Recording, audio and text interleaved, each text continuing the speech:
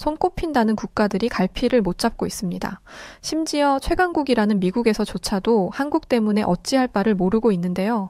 이로 인해 세계 각국에서는 머지않아 세계 판도가 바뀔지 모르겠다고 합니다. 실제로 이런 조짐들이 보이고 있고 앞으로 몇십 년 후엔 세계가 다른 모습일 수 있다고 하는데요. 대체 무슨 일이 벌어졌기에 한국을 두고 이런 말들이 오가는 걸까요? 그 충격적인 이야기 지금 바로 시작합니다. 저는 미국에서 살고 있는 칼린이라고 합니다. 저는 경제에 관심이 많은 사람이라 제가 살아가고 있는 이 미국이 너무도 좋아요. 세계 경제 순위 1위를 기록하는 미국이 제가 나고 자란 곳이라는 것은 늘 제 자랑거리 중 하나였습니다. 해외여행을 가도 제가 미국 사람이라는 것을 자부하며 다니곤 했죠. 경제에 관심이 많은 이유도 우리 미국이 더 발전할 것도 없음에도 불구하고 늘 발전하는 그 모습이 신기해서 관심을 갖다 경제 공부를 시작하게 되었어요. 오죽하면 지인들은 제게 이럴 거면 차라리 경제학자로 다시 태어나지 그러냐는 말까지 할 정도입니다. 이렇게 자국을 사랑하다 보니 미국 땅에 외국인들이 오는 것을 별로 좋아라 하지 않아요. 특히 아시아국을 제가 별로 좋아하지 않는데 한평생을 피하고 싶은 그들과 지긋지긋하게 얽힌 제 사연이 있습니다. 지금도 그렇지만 제가 어렸을 때도 미국은 정말 멋진 나라였죠. 세계에서 가장 큰 경제를 가지고 있었고 고도로 발달한 인프라와 숙련된 인력, 혁신과 기업가 정신을 장려하는 문화를 갖추고 있었어요. 또한 미국은 세계에서 가장 강력한 군대를 보유하고 있으며 첨단 무기와 기술, 고도로 훈련된 군인들이 있어 세계적인 존재감이 확실하죠. 이 외에도 법치주의에 기반을 둔 민주적인 정부와 함께 안정적인 정치 체제를 갖추고 있는 정치적 안정성이 있어 시민들이 공정하고 평등하게 시행되는 일련의 법과 규정 속에서 살 수 있는 구조이죠. 이 외에도 미국 하면 바로 떠오르는 할리우드 영화에서부터 미국 음악과 패션에 이르기까지 전 세계적으로 문화적 영향력이 매우 큰 것이 바로 제가 사는 이 미국이죠. 비옥한 토지, 석유와 가스 매장량, 광물 자원을 포함한 풍부한 천연 자원까지 가지고 있는 미국을 깰 수 있는 나라는 감히 아무도 없음을 당연시하며 저는 그렇게 살아왔습니다. 어린 시절부터 유독 자국에 대한 애정이 깊었던 저라서 처음 외국인이 저희 동네로 이사 왔을 때 깊은 충격이 생생하게 기억나요. 어느 순간 미국의 일부에는 돈 좀 있는 한국인들이나 학업에 욕심 있는 한국인들이 슬슬 자리를 잡기 시작했죠. 그러면서 자연스럽게 한인타운 등 한국에 관련된 것들이 미국에 점점 생기기 시작했어요. 어떻게 보면 자연스러운 변화라 생각할 수 있겠지만 전 너무 싫었습니다. 다른 나라도 아니고 하필 후진국 중에서도 한국이 우리 미국 땅에 자리를 조금씩 차지하고 사는 게 말이죠. 한국인들은 그래봤자 한국인인데 마치 미국에 살며 본인들이 미국인이라도 된 것 마냥 사는 모습도 싫었습니다. 같은 미국 땅에 산다고 해서 같은 수준도 아닌데 말이죠.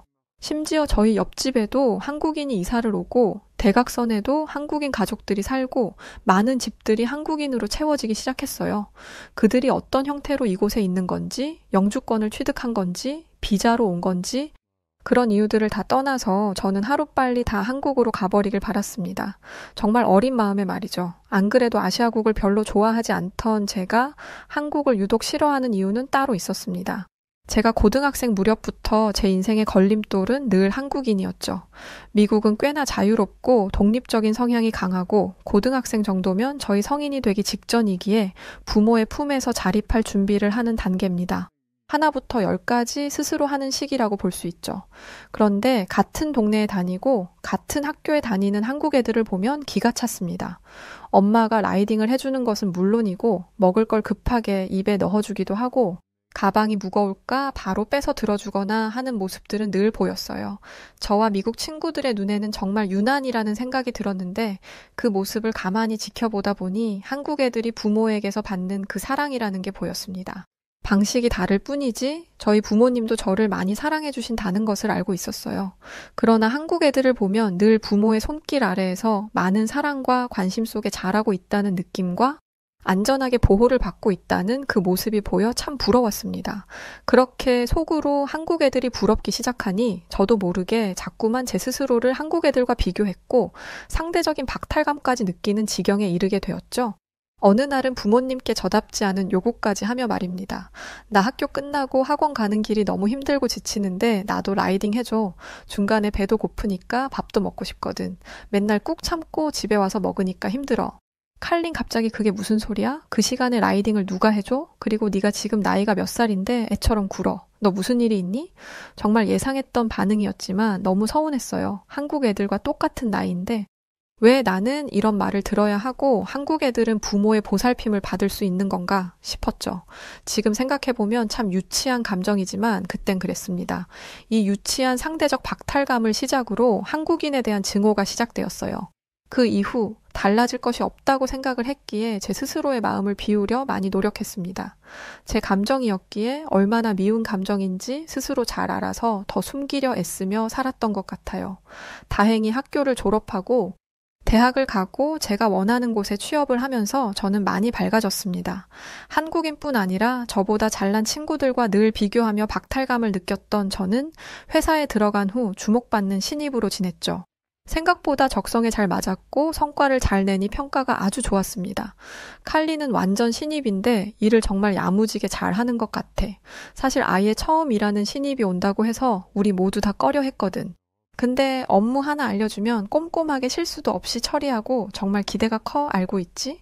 홀수고비라고 해서 1년 차, 3년 차, 5년 차, 이맘때 이직하고 싶은 욕구가 엄청 클 거야. 그런데 우리 회사 전망 좋은 곳이니까 이직하려거든. 꼭 3년 차 넘기고 직급이라도 달고 나가. 그래야 나중에 좋을 거야. 제가 잘하니까 윗선님은 진심 어린 조언도 해주셨고 그럴수록 저는 더 열심히 일을 했어요. 칭찬은 고래도 춤추게 하듯 저는 잘한다는 말을 들으니 자꾸만 더 성과를 내고 싶어서 안달이었죠. 굳이 야근을 시키는 사람이 없어도 저는 자진해서 야근까지 해가며 꼭 제 맡은 업무를 다 해냈습니다. 그렇게 3년 동안 열심히 달리니 연봉은 제 생각보다 훨씬 많이 받게 되었고 제 밑으로 후임도 생기고 회사에서 인정도 받게 되었어요. 제가 정서적으로 부족한 부분이 있는 사람이 있다는 것을 일찍 알았기에 저는 이걸 다양한 책을 읽으면서 채우곤 했습니다. 이렇게 회사에서 무리하게 일을 해가며 인정받으려는 욕구도 역시 정서적 결핍에 의해 오는 것이라는 것을 저는 잘 알고 있었죠. 열심히 노력은 했지만 제 스스로가 너무 정서적으로 무너지지 않도록 최대한 독서를 통해 비워내고 채우려 많이 노력했습니다. 보통 결핍의 감정은 불우한 가정 환경이나 사랑을 못 받고 자라서 생긴다고 생각하지만 그렇지 않아요. 저희 부모님은 당신들의 방식대로 저를 사랑해 주셨고 그게 제 성에 차지 않았을 뿐이죠. 그래서 전 늘 그런 생각을 했습니다. 그때 한국 애들만 내 눈에 보이지 않았더라면 내가 이렇게 정서적으로 불안한 사람으로 살지는 않았을 텐데 라고 말이죠.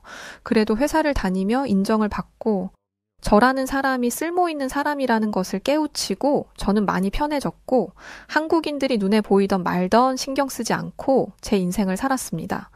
남들과 똑같이 일을 했고 퇴근을 하면 정서적 불안을 채울 책을 읽고 그 외의 시간에는 제가 늘 관심을 갖던 경제에 대해 공부를 하며 시간을 보냈죠. 그러던 어느 날 겨우 쌓아 올린 공든탑을 단번에 무너뜨리는 사건이 벌어지고야 말았습니다. 일이 너무 바빠져서 도저히 감당할 수 없어 새로운 신입 직원을 들이기로 했죠. 그런데 신입을 뽑으려다 너무 괜찮은 사람이 있어 유학파 경력직을 뽑는다고 들었습니다. 들어보니 저와 똑같이 3년 차라 어쩌면 정말 좋은 동료로 지낼 수 있겠다 생각했어요. 그렇게 기대 속에 등장한 유학파 경력 직원은 한국인 여성 이미진 씨였습니다. 안녕하세요. 저는 한국에서 온 이미진이라고 합니다. 아주 짧고 간결한 첫인사였지만 저는 불안함이 엄습했어요. 하필 저와 같은 3년 차라는 것도 그렇고 유학파로 관심을 많이 갖던 한국인 미진 씨는 포스부터가 남달랐습니다. 직원들이 수근거리는 얘기를 얼핏 들어도 스펙이 대단한 여자였죠. 우리 대표도 진짜 대단하다. 저 사람 말이 3년 차지 한국에서 알아주는 곳에서 온 사람이잖아. 연봉만 해도 우리 둘이 합친 수준일걸. 얼마 부르고 스카웃 해왔을까. 진짜 많이 불렀으니 여기까지 온 거겠지? 나도 들은 건데. 숙식 제공까지 다 해주겠다고 대표가 집도 구해줬대. 솔직히 이런 대우 해주는 직원은 진짜로 없었잖아. 안 그래? 도대체 왜 저런 사람을 우리한테는 3년차 유학파라고 소개하는 거지? 그 자리에 있어야 하는 이유가 있어서 그런가? 아무튼 엄청 대단한 사람이네. 근데 잠깐이지만 사람은 친절하고 좋아 보이더라. 한국인들이 원래 친절하잖아. 이렇게 된 거 잘 지내면 좋겠네. 벌써 회사는 이미진 씨 얘기로 술렁이기 시작했고 모두가 짧은 시간이지만 그녀의 첫인상에 호감을 느끼고 있었습니다. 저는 이때 설마 하는 마음이 들었던 것 같아요. 저희 파트에 업무가 너무 몰려서 사람을 뽑은 거라 분명 저와 같은 파트에서 일을 해야 할 사람이었죠. 그런데 저보다 더 스펙이 좋은 사람을 뽑은 게 설마 저를 밀어내려고 하는 건 아닐 거라며 홀로 불안해했습니다. 그런데 불길한 이 예감은 틀리지 않았어요. 평소 늘 제게 기대감이 크다며 저를 칭찬하시던 대표님은 어느덧 저와 한국인 미진 씨를 경쟁자 구도로 두고 성과를 내게끔 하셨습니다. 이번에 있을 대형 프로젝트는 두 사람 중 한 사람의 아이디어로 진행될 겁니다. 각자 팀 구성원들과 함께 잘 해보세요. 만족스러운 결과가 있기를 바랍니다. 분명 제 밑에서 늘 함께하던 동료들이 팀을 짜는데 벌써부터 미진 씨 쪽으로 많이 기울었어요. 이 프로젝트는 제 승진뿐 아니라 팀원들의 연봉 협상도 달린 아주 중대한 프로젝트였기에 모두 냉정하게 리더를 뽑는 걸 이해는 했죠. 그런데 너무 서운했습니다. 미진 씨가 온 이후로 회사 전체의 분위기는 확 바뀌게 되었어요. 마치 피리부는 사나이 마냥 모두가 미진 씨 뒤를 졸졸 쫓아다니는 모습이 보였습니다. 늘 사람들은 제 옆에 있었고 저를 칭찬했는데 어느덧 모두가 저를 떠난 듯한 모습이었죠. 다시금 불안해지며 저 한국인에 대한 부정적인 감정들이 생기기 시작했습니다. 미진 씨는 그렇게 좋은 스펙으로 왜 굳이 미국까지 와서 일을 해요? 한국 사람이 한국에서 일을 해야지 안 그래요? 물론 미국에서 사는 게 훨씬 좋으니 오는 건 솔직히 나도 이해는 가요. 근데 우리 미국인 입장에서는 그렇게 달가운 상황은 아니거든요. 한국인들이 미국에 판을 치고 사는 게 말이에요. 왜요? 한국인들이 미국에서 사는 게 왜 싫으세요? 미국에 한국인들만 있는 것도 아니고 또 반대로 저희 한국에도 미국인뿐 아니라 중국인, 일본인 등 엄청 많이 사는데 저희 한국인들은 그런 거 신경 안 쓰거든요. 오히려 외국인들이 와서 정착할 수 있도록 일자리 복지나 이런 것들을 정부에서 지원해 주는데요. 글로벌 시대에 그게 무슨 말씀이신지 모르겠네요. 대놓고 제 속마음을 들키듯 말한 거 처음인데 더 강력한 답변이 돌아오니 부끄러웠어요. 저는 누구에게 제 못난 모습을 말도 못하고 소가리만 하고 있었죠. 제가 이렇게 못나게 구는 사이에 미진 씨는 회사에서 좋은 성과를 하나 둘 내기 시작했습니다. 인정하기 싫었지만 일도 정말 야무지게 잘했고 깔끔하게 처리를 하니 실수도 없었고 늘 웃으며 사람들을 대하는 친절한 사람이었죠. 심지어 업무 처리 속도는 얼마나 빠른지 남들보다 더 많은 양의 일을 하면서 정시 퇴근을 늘 했습니다. 이런 그녀와 밥 한 끼라도 먹으려고 맥주 한 잔이라도 하며 사적인 만남을 가지려는 직원들은 줄을 섰죠. 저는 이때부터 마음을 다잡았습니다. 이렇게 계속 저 여자한테 끌려다녀봤자 나한테 좋을 건 하나도 없어. 차라리 이번 프로젝트로 내가 얼마나 대단한지를 제대로 보여주는 거야.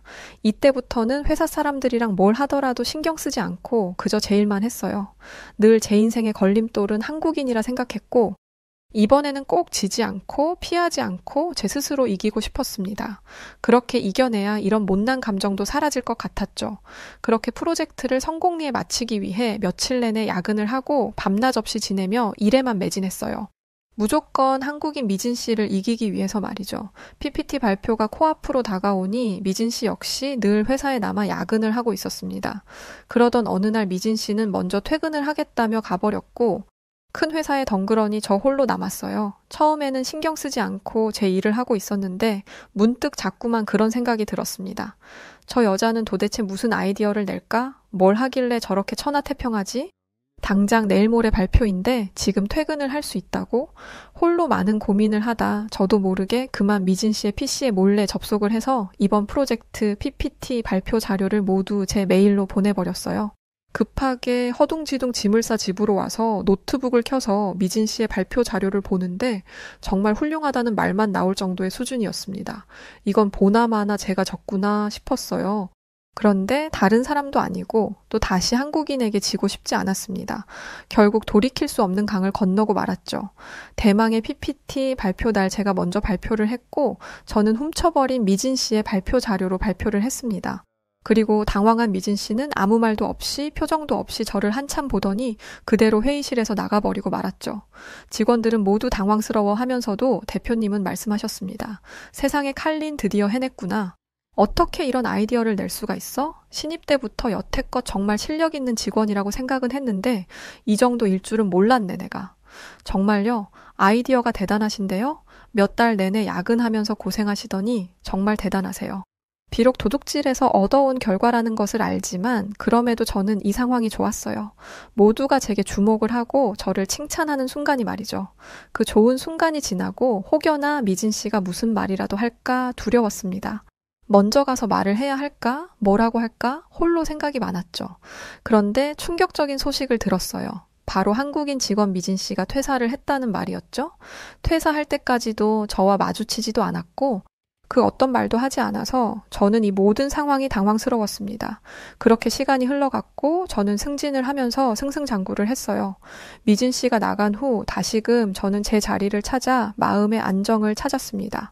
이미 미진 씨의 아이디어를 도둑질한 결과로 낸 성과가 대단해 저에 대한 업무 평가는 최상급이라 그저 가만히 있어도 대우를 받는 지경에 이르렀죠. 미진 씨에게 몹쓸 짓을 했다는 죄책감이 커서 괴로웠지만 참 무섭게도 시간이 흐르니 잊혀졌습니다. 2년 정도 흐른 어느 날이었죠. 저는 이날 사람은 죄를 짓고 살면 안 된다는 것을 깨우치게 되었습니다. 거래처 미팅을 나갔는데 대표라고 나온 여자가 바로 제가 아이디어를 도둑질했던 한국인 미진 씨였어요. 보고 너무 당황을 해 아무 말도 못하는 저를 보고 오히려 먼저 인사를 했죠. 칼린? 오랜만이에요. 칼린이 온다고 해서 내가 직접 나왔어요. 팀장도 달았다고 들었는데 어때요? 회사 생활은 이제 할만해요? 어떻게 해야 할지를 모르겠더라고요. 안절부절 못하는 저를 보며 미진 씨는 고개를 끄덕이며 인자한 미소를 보이고 제게 이어 말을 했습니다. 저 애초에 그 프로젝트만 하고 제 거 차리기로 했던 거였어요. 그 아이디어를 제 이름으로 하든 칼린 이름으로 하든 상관없었어요. 경쟁 구도로 가고 싶지 않다고 했었는데 대표 입장에서는 칼린을 더 성장시키고 싶었던 것 같아요. 이제야 모든 걸 알겠더라고요. 저렇게 스펙 좋은 사람이 왜 저희 회사에 3년 차라며 저랑 동등하게 들어왔는지 말이죠. 큰 프로젝트이긴 하나 저한테 다 맡기기에는 조금 불안하셨던 겁니다. 그런데 미진 씨는 곧 미국의 본인 사업체를 꾸릴 예정이었고 그걸 몇 달 당겨서 미국에 들어와 저희 회사를 도와주신 거였죠. 대표님과는 대학 시절부터 알면서 여태껏 연을 이어온 인맥이라 하셨습니다. 이 모든 말을 듣는데 머리가 띵해지더군요. 그때 칼린 씨가 저한테 그랬죠. 한국인들이 여기 있는 게 싫고 뭐 그렇다고 그 마음 아직도 똑같아요? 나는 칼린 씨 보고 너무 아쉽더라고요. 충분히 소질 있고 더 성장할 수 있는 게 보이는데 자꾸 다른 사람을 기준에 두고 그 사람만 이기려는 그 모습이 아쉬웠어요. 칼린 씨가 정말 성공하려면 타인을 기준에 두지 말고 나 스스로를 이겨야 해요. 실력은 내가 정말 옆에서 봐서 아니까 믿고 한번 해봐요. 자꾸 나를 비교하기 시작하면 끝도 없어요. 한참 미진 씨의 얘기를 듣다 저는 정말 하고 싶었던 말을 했습니다. 그때 제가 아이디어를 훔쳐서 정말 죄송합니다. 그리고 그런 저를 왜 봐주셨나요? 애초에 그건 그 회사에 줄 아이디어였으니 칼린 씨한테 줄 거였어요. 근데 그걸 훔쳐가서 많이 놀라긴 했지만 난 그 후부터 지금까지의 모습을 좀 지켜보고 있었어요. 분명 더 클 수 있는 인재니까요. 미진 씨는 제 실력을 진심으로 알아봐 주시고 인정했던 것이고 그런 제가 스스로 도둑질에 대한 죄책감을 가질 거라 생각했다고 했죠. 그러니 그 후 더 악착같이 성장하길 바랐다고 합니다. 이유는 제가 그렇게 성장만 한다면 본인의 회사로 데려오고 싶다고 하셨죠. 이번 거래처 미팅은 핑계였고 결국 성장한 제게 스카웃 제안을 하러 온 겁니다. 난생 처음 있는 일이고 상상도 못 해본 일이라 많이 놀랐어요. 늘 인정받기를 간절히 바라고 원했던 제가 정말로 대단한 존재에게 인정을 받으니 충격이 컸습니다. 칼린의 실력은 이미 높게 평가하고 있었어요. 무엇보다 내가 추구하는 방향성이랑 너무 결이 잘 맞아서 이제는 나랑 같이 해보면 어떨까 싶은데요. 물론 앞으로는 절대 아이디어 훔치는 건 알죠? 정말요? 정말 너무 감사합니다. 저를 정말로 그렇게 생각해 주셨다니 정말 감사합니다. 거절할 이유가 전혀 없는 정말 달콤한 제안이었고 저는 오래도록 다니던 정든 회사를 떠나 한국인 대표가 운영하는 곳으로 옮기게 되었어요. 이전 회사보다 더 글로벌한 곳이라 한국인도 많았고 미국인도 많았는데 여기서 전 확실한 차이를 느끼게 되었습니다. 한국인인 미진 씨를 비롯해 한국인 직원들은 대개 열정, 끈기, 의지, 책임감, 협동심, 당참, 현명함, 스피드를 모두 지니고 있었어요. 업무를 정말 깔끔하고 간결하게 딱딱 처리하는 그들의 모습에 감명 깊었습니다. 그에 비해 미국인들은 확실히 느렸어요. 저 역시 미국인이고 여태껏 회사 생활하면서 몰랐지만 아예 비율을 반반으로 놓고 보니까 한국인과 미국인의 차이가 확 보였죠.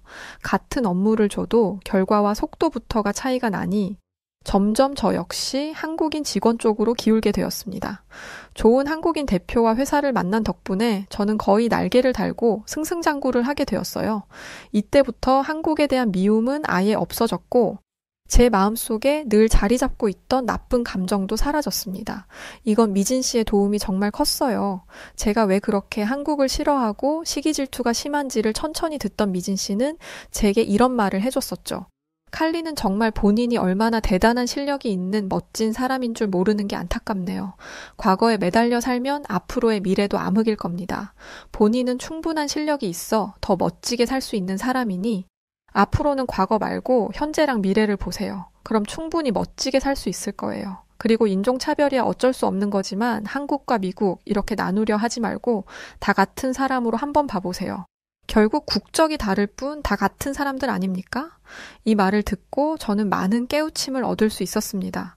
실제로 일을 하면서도 저를 힘들게 한 사람들은 오히려 미국 직원들이지 한국 직원들은 전혀 아니었어요. 이런 것들을 보면서 저는 그동안 얼마나 많은 오해 속에서 긴 시간을 살았나 싶었습니다. 모든 것이 안정적이던 어느 날 오랜만에 저는 지인을 만나 저녁을 먹었고 대화를 나눴죠. 지인은 회사 대표에 굉장히 화가 나 있었습니다.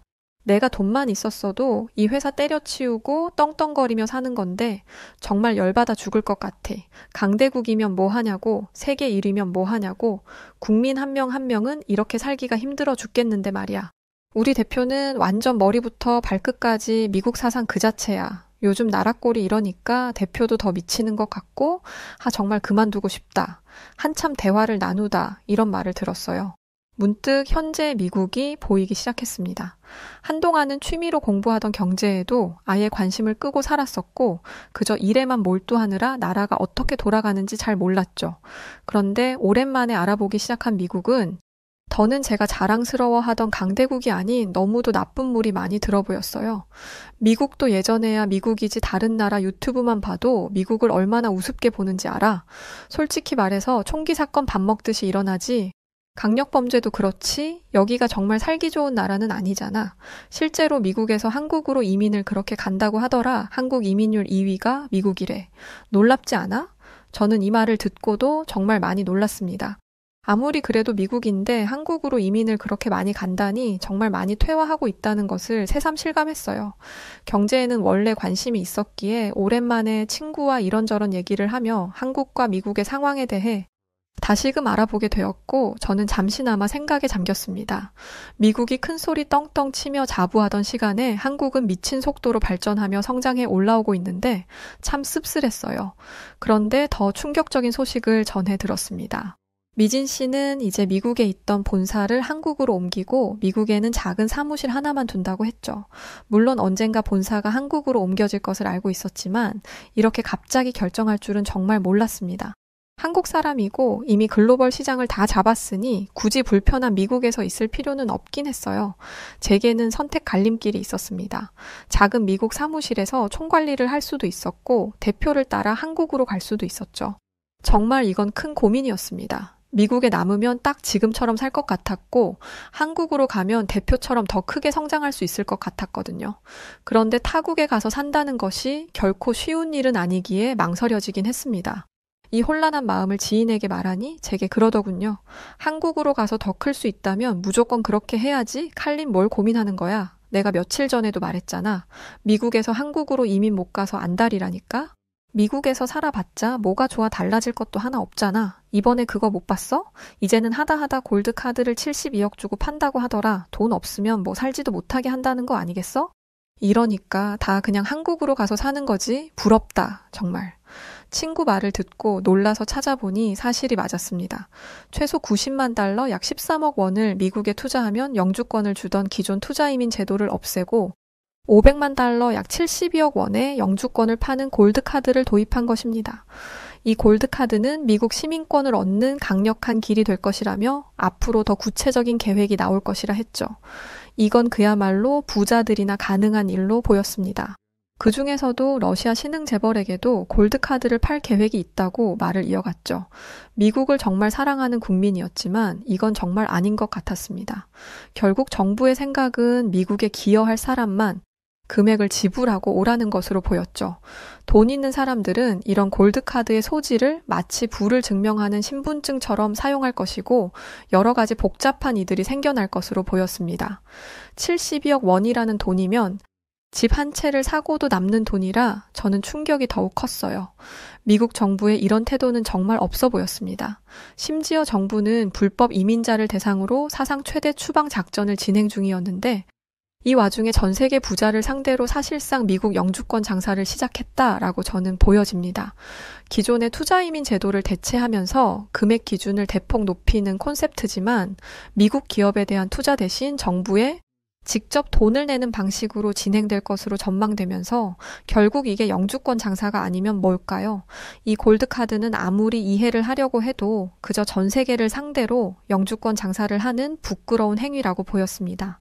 그럼에도 미국 정부는 그린카드와 비슷하지만 더 세련되며 수준이 높다고 표현하며 골드카드는 정부에 직접 돈을 지불할 수도 있는 것으로 보여진다고 했습니다.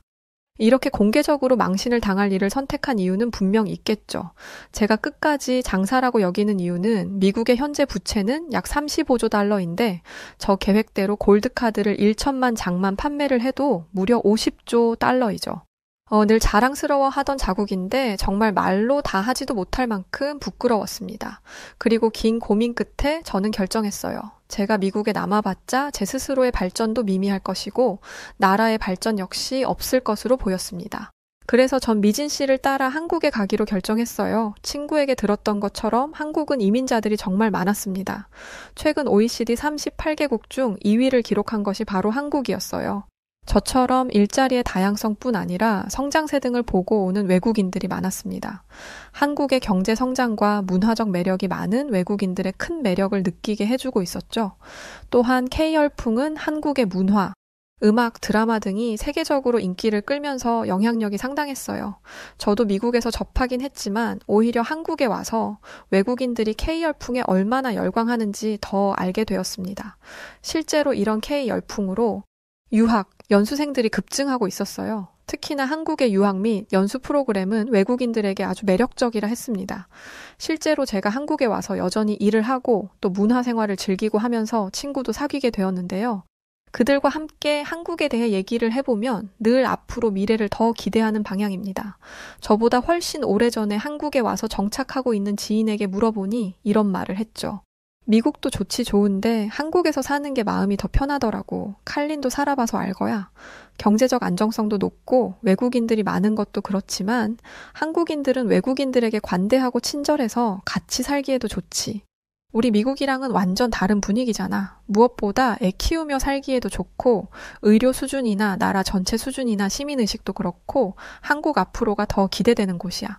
비록 한때는 한국도 한국인도 끔찍하게 싫어했었지만 지금 생각해보면 왜 그렇게까지 그들을 싫어했나 싶어요. 어쩌면 제 자신에게 있던 결핍에 대한 문제의 화살을 하필 그 어렸던 한국인 여고생 친구에게 쏜 게 아닐까 싶습니다. 한국에 와서 다른 문화에 적응해가며 사는 지금이 참 즐겁고 재밌습니다. 좋은 한국인 미진 씨를 만나 안정적인 직장도 얻어 잘 살고 있으니 말이죠. 앞으로 목표가 있다면 미국이 더는 망신당하지 않고 이대로만 유지해주길 그저 바라며 한국의 앞으로가 정말 기대됩니다. 여기 한 이탈리아인이 자신이 직접 겪으면서 가슴속 깊게 느꼈다며 한국과 중국에 대해 공론화하며 누군가에게 열변을 토하고 있습니다. 그러면서 같은 아시아 국가이자 거리도 가까운 이 두 국가의 차이가 왜 이렇게까지 크게 나는 건지 그 이유를 알지 못해 답답한 모습까지 보이고 있는데요. 대체 이 이탈리아인은 한국과 중국의 어떤 것을 경험했기에 이런 모습을 보이고 있는 걸까요? 안녕하세요. 저는 이탈리아 여행사에서 일하고 있는 안드레아 디 마르티노라고 합니다. 저희 회사는 이탈리아 로마에서 꽤 이름 있는 여행사예요. 중소여행사의 경우 외국어가 가능한 가이드가 몇 없기 때문에 한정된 국가의 여행객들만 받는 게 일반적입니다. 하지만 저희는 외국어가 가능한 가이드들을 언어별로 두고 있기 때문에 전 세계에서 오는 여행객들을 받고 있어요. 그런데 이렇게 큰 여행사인 저희 회사가 받지 않는 딱 한 국가가 있습니다. 바로 중국이죠. 매년 중국에서 이탈리아로 방문하는 여행객들의 숫자는 어마어마합니다. 그런 여행객들의 수요를 포기한다는 건 이윤을 추구하는 회사 입장에서 큰 손실이에요. 하지만 저희가 이런 지침을 세운 데는 다 이유가 있었습니다. 10년 전 여행객들이 너무 많이 와서 감당이 안 된다며 여행사에서 일하는 친구에게 연락이 왔어요. 당시 구직 활동 중이었던 저는 친구의 부탁으로 지금 다니고 있는 여행사에 첫 발길을 하게 되었습니다. 제가 투입된 곳은 중국 여행객들을 대상으로 하는 여행 프로그램이었어요. 중국어를 할 줄 알았던 건 아니었던지라 저는 여행객들의 짐을 옮기거나 숙소의 체크인 아웃을 도와주고 식당과 소통하는 등의 간단한 일들을 하기로 했습니다. 그런데 저는 일을 시작한 지 몇 시간도 되지 않아서 이 일을 하러 온 것을 후회했어요. 중국인 관광객들의 여행 매너와 시민의식은 정말 최악이었습니다. 첫 번째 문제는 기차에서 시작되었어요. 기차 출발 전 모든 인원이 빠짐없이 있는지 인원 체크를 하고 있었습니다. 그런데 갑자기 소란스러운 소리가 들리더라고요.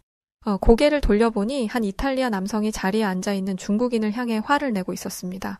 여기는 제 자리라고요. 당장 비키세요. 저와 친구는 서둘러 그쪽으로 이동했습니다. 이탈리아 남성에게 표를 보고 확인하니 중국인 관광객이 앉아있는 곳은 이탈리아 남성의 자리가 맞았습니다. 그런데 중국인은 자신은 창가 자리에 앉아야겠으니 잔말 말고 비어있는 자리에 앉으라고 요구했어요. 어처구니가 없는 요구에 이탈리아인은 기가 차다는 듯 웃었습니다. 이탈리아인은 순순히 물러서지 않았어요. 왜냐하면 이탈리아의 기차는 좌석별로 금액이 다릅니다. 또 언제 예매를 하느냐에 따라 금액도 천차만별이죠. 비행기 티켓과 같은 방식이에요. 그 이탈리아인도 자신이 원하는 자리를 얻기 위해 추가금을 냈을 겁니다. 그런데 그 자리를 포기하고 다른 곳에 앉으라니 받아들일 수가 없는 말이었죠. 이탈리아인이 물러서지 않고 당장 자신의 자리에서 비키라고 끊임없이 이야기하자 중국인은 크게 화를 내며 이렇게 말했습니다. 이탈리아인간들은 외국에서 온 손님들을 이따위로밖에 대접하지 못해 풍경 좀 보려고 창가에 앉겠다는데 이게 그렇게 큰 잘못이야? 여기 빈자리 많구만. 더 웃긴 건 이 중국인의 행패를 다른 중국인들이 두둔해 주었다는 것이었습니다. 아니 티켓에 창가 자리에 앉지 말라는 내용이라도 있어? 없잖아. 그러니까 창가 자리에 앉아도 돼. 라는 터무니없는 말을 하더라고요. 솔직히 다른 중국인들도 이런 행동을 못 봐줄 거라고 생각했습니다. 나라 망신시키지 말고 제자리로 돌아가라고 할 줄 알았죠. 그런데 열차 칸에 타있던 수십 명의 중국인들이 이탈리아인에게 손가락질을 했습니다. 중재를 하려고 있는 저희에게도 이따위로 일을 하고 돈을 받아 처먹냐며 화를 냈죠. 그렇게 한참 동안 소란이 있었고 다른 기차칸까지 그 시끄러운 소리가 전해지자 저희 칸으로 온 영무원에 의해 중국인은 자리를 옮기게 되었습니다. 영무원에게까지 말도 안 되는 말을 하며 버티려 했지만 열차에 있는 안전요원들이 나타나자 꼬리를 내리고 제자리로 돌아가더라고요. 저희가 자리를 비키라고 할 때는 몰라, 안 들려, 뭐라는 거야? 라며 모르쇠 했으면서 무섭게 생긴 안전요원들이 다가오자 꼬리 내리는 모습이 비겁해 보였습니다. 중국인들의 민폐는 여기서 끝이 아니었어요. 비행기에서조차 그런 행동을 서슴지 않았습니다. 저희는 이탈리아에서의 여행뿐만 아니라 이탈리아에서 다른 나라로 여행을 가는 루트까지 진행하고 있는데요. 유럽에서는 나라 간 이동을 할 때 짧은 비행을 하기도 합니다. 그런데 비행기에서마저도 중국인들의 만행은 끝이 없었어요. 이번엔 승무원 한 명이 제 친구에게 다가왔습니다. 중국인이 다른 승객의 자리를 차지해놓고 비키지 않는다고요? 이번엔 무슨 일인가 싶어서 다가가니 중국인이 자신의 어린 자녀를 자기 옆자리에 앉혀놓고 비켜주지 않는 상황이었습니다. 항공사 규정상 일정 나이의 어린아이들은 좌석을 예매하지 않아도 괜찮고 부모의 무릎에 앉아 갈 수 있습니다. 저희는 좌석을 예매할지 아니면 아이를 무릎에 태우고 갈지 물어보았는데 그 중국인은 빈자리에 앉혀도 되는 거라면 빈자리에 앉혀서 데려간다고 말했어요. 사실 이런 여행길에 어린아이를 데려온 터라 불편한 게 한두 개가 아니었습니다. 오래 이동을 할 때마다 아이가 칭얼거려 가이드 도중 흐름이 끊기기도 했고 자꾸 아이를 데리고 노상방뇨를 시도하는 탓에 골머리를 썩고 있었습니다. 게다가 식당에 갈 때마다 아이가 먹을 수 있는 음식이 왜 없냐며 저희에게 화를 내기도 했어요. 애당초 아이들을 동행한 여행 상품이 아니었는데 말이죠. 차마 돌아가라고 할 수가 없어 아이를 데리고 여행하는 것을 용인해 주었는데 이런 식으로 행동하다니 너무 부끄러웠습니다. 항공사에서 빈자리에 아이를 앉혀도 된다는 것은 말 그대로 좌석을 예약한 사람이 없는 경우입니다. 그런데 그 자리는 예매한 사람이 있었고 그 승객이 티켓을 보여주었다면 당연히 자리를 비워줘야 했어요. 그런데 중국인은 자신은 빈자리에 앉혀도 된다는 얘기를 들었다며 빈자리에 아이를 앉히는 게 싫었다면 자신보다 일찍 와서 빈자리를 만들지 않았으면 될 일이라고 우겼습니다. 이 문제 때문에 비행기의 출발 시간이 늦춰졌어요. 주변 사람들의 원성이 이어졌지만 중국인 엄마는 계속해서 뻔뻔하게 굴었습니다. 되려 자신을 나무라는 이들에게 큰 소리로 욕을 하기까지 했죠. 아이가 보는 앞에서 이런 못 배운 행동을 하다니 정말 미개하고 무례한 태도였습니다. 그런데 이 중국인 엄마도 정말 치졸하더라고요. 승무원에게 대안책으로 다른 줄 자리가 남아 있었다면 눈 꼭 감고 넘어가 줄 수도 있었을 텐데 라는 말을 하는 것이었죠. 대체 이게 무슨 소린가 싶었습니다. 그리고 비행기에는 남는 좌석도 없었어요. 그러더니 그 중국인 여자는 아이를 옆자리에 그대로 앉혀놓고 귀마개를 끼더니 팔짱을 낀 채 의자에 기대더니 눈을 감고 무대응하더군요. 답이 없다고 생각한 승무원은 결국 공항경찰을 호출했습니다. 공항경찰을 불렀다는 이야기를 듣자마자 그 중국인 엄마는 아이를 자신의 무릎에 앉히고는 외국에서 온 손님에게 이런 식으로 행동하는 건 좀 아니지 않냐라며 화를 냈습니다. 아니, 중국인들은 외국에서 온 손님이라는 말을 왜 이렇게 좋아하는 거죠? 그렇게 손님 대접을 받고 싶다면 손님으로서의 예의 또한 차려야 하는 게 아닌가요? 예의를 차릴 생각은 없이 남들이 자신을 대우해 주기만을 바라는 것은 중국인들만 가지고 있는 특징인 것 같습니다. 역시 뒤처리는 저희의 몫이었어요. 대신 다른 승객들에게 사과를 하고 상황을 정리하기 위해 애썼습니다. 만약 그 중국 엄마가 끌려나가기라도 하면 큰 문제가 생기니까요. 이 외에도 문제는 끊이지 않았습니다. 중국인 관광객들은 식당에서 식기를 부딪히며 노래를 불러댔는데 젓가락으로 도자기로 된 술병을 3개 두드리는 바람에 술병이 깨지는 일까지 있었습니다. 이뿐만 아니라 식당 내부에서 자연스럽게 담배를 꺼내어 담배를 피우려고 하기까지 했어요. 놀란 식당 직원이 담배 피우려는 행동을 제지하자 그 중국인은 내가 낸 돈으로 벌어먹는 주제에 어딜 감히 이래라 저래라냐 라는 말을 했다고 합니다. 이것 또한 저희가 해결했어요. 오랫동안 교류해왔던 식당인데 중국인들 때문에 그동안 쌓아왔던 신뢰가 한순간에 무너질 뻔했습니다. 중국인 관광객들과 함께한 7박 8일의 일정은 정말이지 지옥이었어요. 저는 중국인에게 환멸을 느꼈고 제 평생에 중국인과 말을 섞을 일은 절대 없을 거라고 다짐했습니다. 그렇게 얼마 뒤 저는 여행사에 정식으로 취업했습니다. 준비 중이던 취업이 잘 되지 않아서 업종을 바꾼 것이었는데 제가 잘하는 영어를 마음껏 할 수 있는 일이기도 했고 새로운 사람을 만나는 것들도 즐거워 제 일에 만족함을 느끼고 있던 중이었습니다. 그러던 중 한 동양인 여행객들이 저희 여행사에 온다는 것이었습니다. 한국이라는 나라였어요. 사장님은 한국은 중국과 일본 사이에 있는 작은 나라인데 최근 한국 여행객들의 루트를 새로 론칭했다며 첫 손님들이니 성공적으로 가이드를 끝내라고 지시하셨습니다. 그런데 저는 한국인들을 대상으로 가이드를 하고 싶지 않았어요. 그러면서 한국에서 온 가이드를 한 명 소개해 주었는데 그녀도 썩 믿음직스럽지 못했습니다. 저는 한국이라는 나라에 대해 잘 알지 못했거든요. 관심도 없었죠. 게다가 그 악질 중국 관광객들을 대상으로 하는 상품보다 한참 뒤에 만들어졌으니 나라의 힘이나 사람들의 수준도 당연히 중국보다 떨어질 거라고 생각했습니다. 보아하니 작은 나라에서 여행 좀 해보겠다고 슬슬 시동을 거는 것 같은데 여행 경험도 없는 사람들이 여행을 와서 얼마나 폐를 끼칠지 벌써 머리가 아프더라고요. 그런데 회사에 갓 입사한 제가 뭘 할 수 있겠어요? 저는 사장님이 시키는 대로 한국인 가이드와 함께 한국인 관광객들을 맞이하러 나갔습니다. 그런데 한국인 관광객들은 첫인상부터 중국인들과 달랐어요. 저는 키도 크고 체격이 있는 편입니다. 운동도 열심히 해서 몸이 좋죠. 중국인들은 그게 신기했는지 저를 만나자마자 제 팔뚝과 허벅지, 심지어 엉덩이까지 쓰다듬었어요. 마치 동물원 원숭이가 된 기분이었습니다.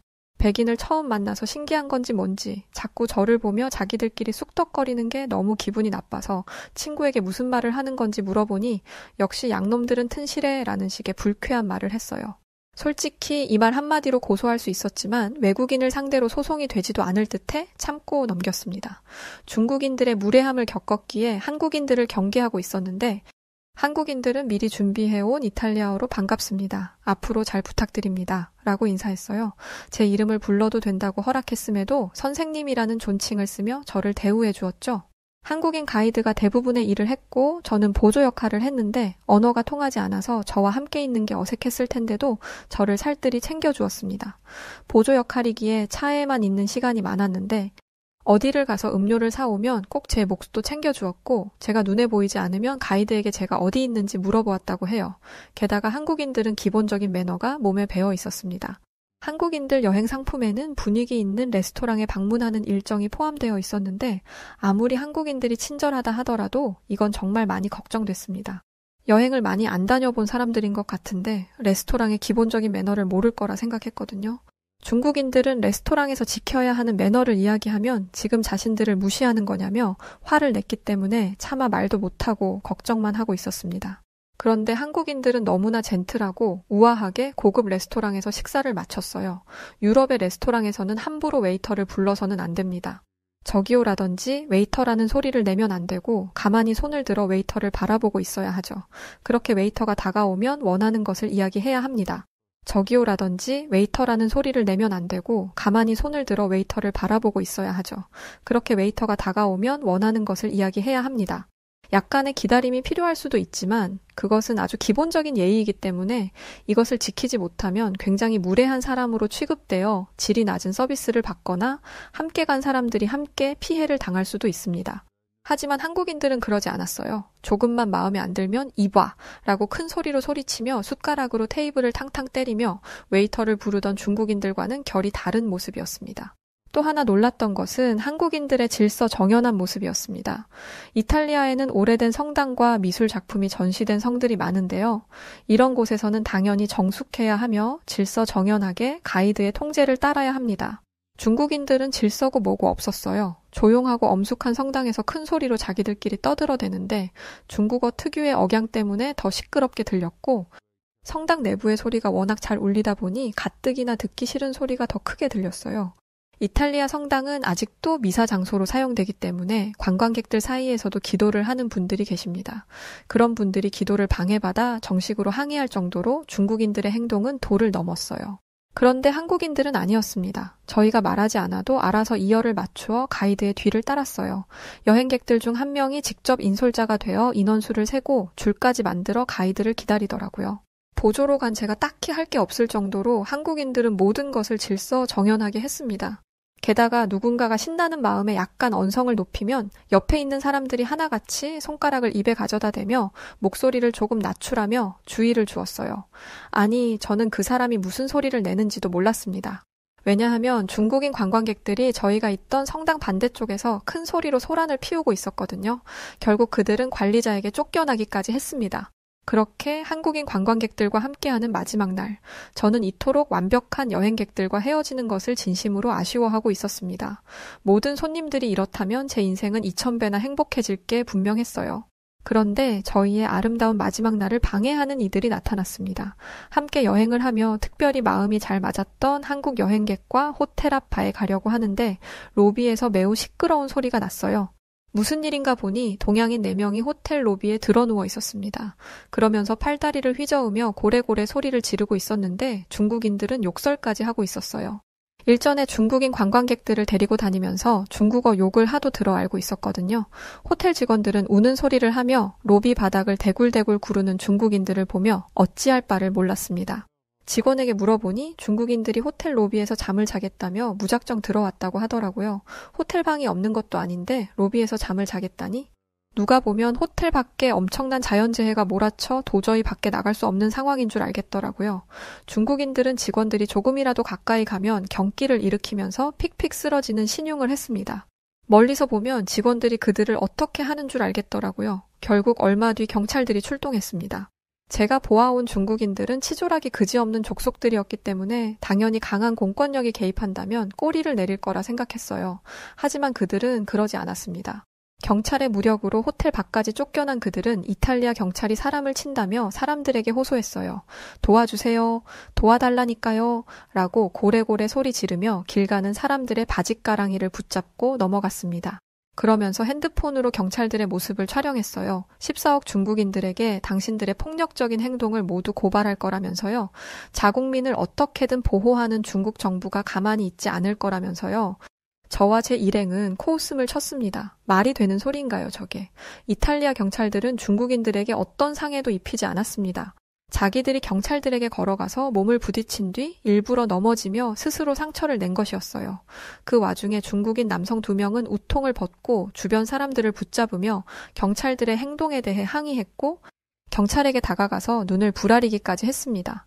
결국 경찰차 2대가 출동하여 그들을 데리고 사라졌어요. 경찰들이 개입했으니 문제가 잘 해결될 줄 알았는데 다음 날 난리가 났습니다. 어제 있었던 일이 뉴스에 나왔다면서요. 그 중국인들은 발이 얼마나 빠른지 곧장 SNS에 자신들이 겪은 일을 과장하여 올렸습니다. 호텔에 가서 방을 달라고 했는데 중국인이라는 이유로 방을 내어주지 않았다.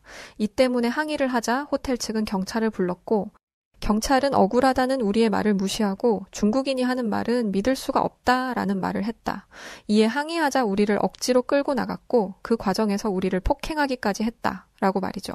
제 옆에 있던 한국인은 저런 인간들과 같은 아시아계라는 것이 너무 부끄럽다며 한국과 중국인의 얼굴을 잘 구분하지 못하는 외국인들이 혹시나 한국을 오해할까 너무나 걱정된다고 하더라고요. 그래서 저는 제 지인 등 주변을 총동원해서 제가 직접 목격했던 내용을 글로 쓰고 댓글로 남기고 뉴스에 보내기까지 했습니다. 중국인들이 인터넷에 올린 내용은 큰 파장을 몰고 왔어요.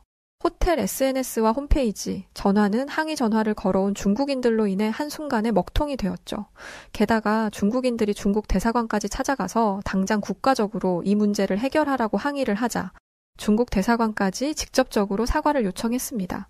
솔직히 한 나라의 국가를 대표하는 기관이라면 입장 표명을 하기 전에 사실 확인은 해야 하는 거 아닌가요? 하지만 중국 대사관은 그런 기본적인 것도 모르는 것 같았습니다. 중국 대사관은 우호관계의 국가가 서로의 나라 국민들을 무시하는 행동은 있을 수 없는 일이라며 외교적인 문제로 번지고 싶지 않다면 당장 사과하라고 항의했어요. 호텔 측은 절대 사과할 생각이 없음을 단호하게 표현했습니다. 그러면서 SNS나 뉴스에 당시 CCTV 영상을 올리며 강경 대응을 했어요. 얼굴을 공개했다고 고소할 거면 어디 한번 해보라는 생각으로 올린 영상이었습니다. CCTV에는 이탈리아 경찰이 중국인들을 함부로 대하는 내용이 전혀 없었고 옷까지 훌렁훌렁 벗으며 경찰이 뒤로 밀릴 정도로 몸을 미는 중국인들의 모습만 담겨 있었어요. 이 영상이 공개되자 중국인들은 이탈리아뿐만 아니라 전 세계에서 욕을 먹게 되었습니다. 그러면서 그 호텔은 중국인 투숙객을 받지 않겠다는 놀라운 선언을 하게 되었죠. 이뿐만 아니라 많은 여행사들이 중국 여행객들에게 문을 닫았습니다. 여행사들이 중국 관광객을 대상으로 이런 사업을 하니 중국인들이 자꾸 이탈리아에 넘어온 것이라면서 여론이 안 좋게 흘러갔거든요. 저는 이때다 싶어 사장님에게 우리도 중국인들을 대상으로 하는 상품을 빼자고 건의했습니다. 사장님은 마침 그럴 참이라고 말씀하셨어요. 중국인들을 데리고 투어를 하고 나면 남는 게 거의 없어서 분석해보니 중국인들이 하도 심하게 곳곳에서 사고치고 다니는 걸 해결하다 보니 추가 지출이 생겨 오히려 적자가 나고 있었더라고요. 중국인들은 이런 상황에서도 당당했습니다. 우리가 너네 아니면 갈 데 없냐? 라고 하더라고요. 그런데 갈 곳이 없는 게 중국인들의 현실이었습니다. 한 번은 저희 여행사로도 왔었는데 당연히 거절당했어요. 저희 여행사에서까지 퇴짜를 당하자 그 중국인들은 저를 잡아먹을 듯이 대했습니다. 이런 식으로 중국인을 무시한다면 뒷감당을 어떻게 하려고 그러냐라며 공격적인 태도를 취했죠. 결국 그 중국인 여행객들은 아주 작은 소규모 여행사를 예약하게 되었습니다. 그런데 얼마 뒤 그 중국인들이 땡전 한 푼 남기지 못하고 사기를 당했다는 소식이 들려왔어요. 그 작은 여행사가 식당을 예약하는데 얼마가 필요한데 잠깐 예산이 부족하다 등의 이유를 대며 조금씩 돈을 뜯어갔고 여행을 시작한 지 하루 만에 잠수를 탄 것이었습니다. 그 때문에 3주간의 여행을 준비한 중국인들은 이틀 만에 본국으로 돌아가야 하는 상황이 되었죠. 그런데 놀라운 사실은 그 사기를 친 여행사가 중국인들이 운영하는 곳이었다는 것입니다. 중국은 하나라는 말을 입에서 단내가 나도록 말하던 인간들이 낯선 땅에서 서로의 뒤통수를 치고 있는 게 너무 웃겼어요. 이게 바로 중국의 진짜 모습이구나 라고 생각하며 중국인들에게 완전히 질려버렸습니다. 이 사건을 기점으로 저희 여행사는 여전히 중국 여행객들을 받지 않고 있어요. 대신 한국 여행객들의 수요에 맞추기 위해 한국어 가능 가이드들을 대거 고용해 운영 중에 있죠. 많은 아시아인들이 저희 여행사를 방문하지만 한국인들처럼 예의 바르고 규칙을 잘 지키는 나라의 사람들이 없습니다. 정말 모든 손님들이 이러면 얼마나 좋을까 싶더라니까요. 중국어에 능통했던 제 친구도 이젠 중국어를 사용하지 않습니다. 중국이 이런 나라인 줄 알았더라면 중국어를 배우지 않았을 거라고 하면서 한국어를 배우기 시작하여 이젠 한국인 담당 가이드를 하고 있어요. 해가 지날수록 한국인 관광객의 수가 많아지는데 앞으로도 한국인들이 저희 이탈리아를 많이 방문해주면 좋겠습니다. 자, 오늘 사연은 여기까지입니다. 오늘 사연은 이탈리아에서 본 한국과 중국의 절대적 비교 시점의 사연이었네요. 실제로 정말 많은 중국인들이 전 세계 곳곳에서 피해를 준다고 하더라고요. 진짜 이렇게까지 할까 싶기도 한데 물론 어디까지나 일부의 사람들이 그런 거라고 생각하고요. 여하튼 사연을 보내주신 안드레아 디 마르티노 씨에게 감사드립니다. 네, 그럼 오늘 사연 어떻게 들으셨나요? 오늘 사연이 재미있으셨다면 구독과 좋아요, 그리고 알림 설정까지 부탁드리고요. 지금까지 저는 사연 읽어드리는 여우튜브 송은지였습니다. 끝까지 시청해주신 모든 분들 고맙습니다. 더 좋은 영상으로 다시 찾아뵐게요. 감사합니다.